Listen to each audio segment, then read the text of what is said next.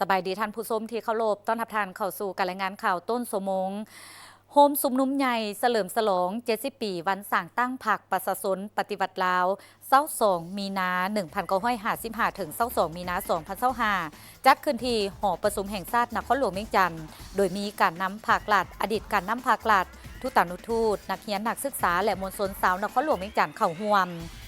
ในงานโฮมสุมนุมสหายทองลุ้นศรีสุริตเลขาธิการใหญ่คณะบริหารงานศูนย์กลางภาคประธานประเทศได้ขึ้นกล่าวสุนทรพจน์ซึ่งท่านได้ยกให้เห็นมูลเสื้อการเติบใหญ่ขยายตัว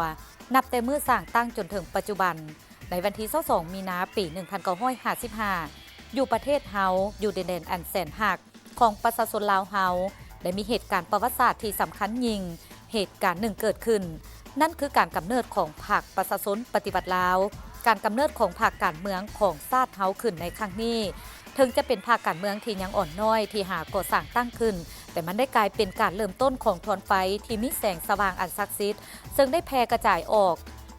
ให้กลายเป็นทวนไฟแห่งการสร้างบาดเลี้ยวประวัติศาสตร์เป็นขีดหมายสำคัญยิ่งของวิวัฒนาการก้าวเข้าสู่ขบวนการต่อสู้ปฏิวัติของชาติและของประชาชนลาวเฮา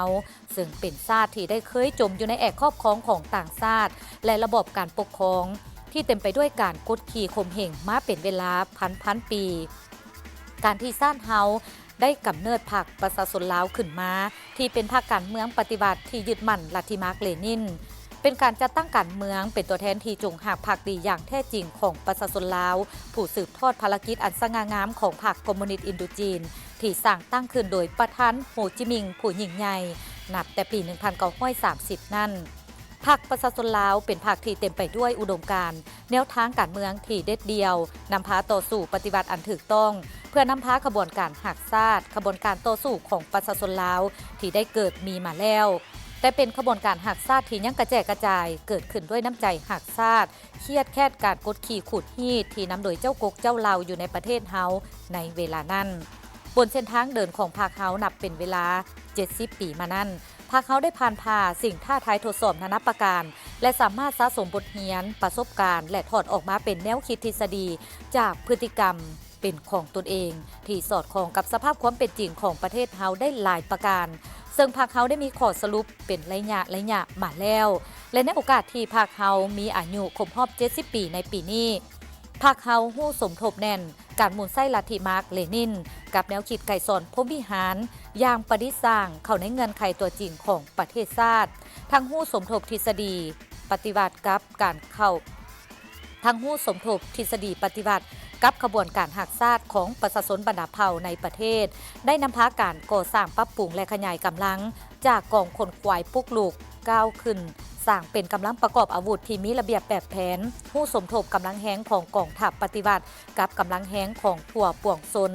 สมทบกำลังประกอบอาวุธกับการคนควายและปลุกระดมประชาชนบรรดาเผ่าบรรดาสั้นคนและกำลังการเมืองต่างๆให้สามัคคีเป็นจิตหนึ่งใจเดียวต่อสู่ภายใต้โฮมคันทุงของแนวลาวอิสระและแนวลาวหักชาติในเมื่อก่อนผู้สมทบแน่นรูปการต่อสู้ด้วยอาวุธกับการต่อสู้ทั้งการเมืองทั้งกฎหมายและการทูตการต่างประเทศอย่างคล่องแคล่วสมทบการต่อสู้ปิดล้อม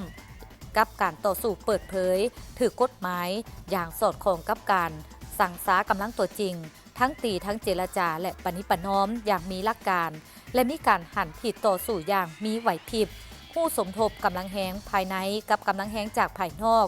เอาการปฏิวัติเฮาติดพันอย่างสนิทแน่นกับการปฏิวัติเวียดนามและกัมพูเชียก็คือการญาติแยงเอาการสนับสนุนเป็นใจกลางและการร่วมมือช่วยเหลืออันใหญ่หลวงจากอดีตสหภาพโซเวียตสาธารณรัฐประชาชนจีนและของบรรดาประเทศสังคมนิยมอ้ายน้องกำลังที่หักหอมสันติภาพและความก้าวหน้าอยู่ในโลก